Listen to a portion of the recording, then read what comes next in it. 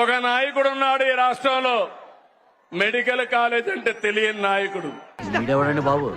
నాన్నే ఎదవని చెప్పేసుకుంటున్నాడు. ఆయన గురించి ఆయనకి తెలిసినంత మనకు తెలియదు కదండి.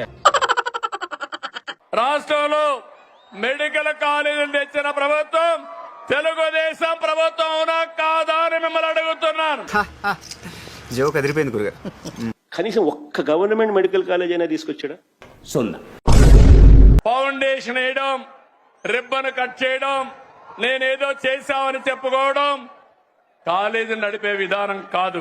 Vizianagaram medical college, Rajahmundry medical college, Eluru medical college, Machilipatnam medical college, Nandyal ప్రభుత్వ మెడికల్ కాలేజ్ను 2023-24లో ప్రారంభించాం. 17 కాలేజీలుంటే ఒక కాలేజీ మాత్రం మొన్నే పాడేరు ఆపరేషన్ చేశాం. 17లో 7 మెడికల్ కాలేజ్ క్లాసులు కూడా అందుబాటులోకి తీసుకొచ్చేసాం. కంపట్లేదా మనకి? మిమ్మల్ని అడుగుతున్నా, కంపట్లేదా మనకి?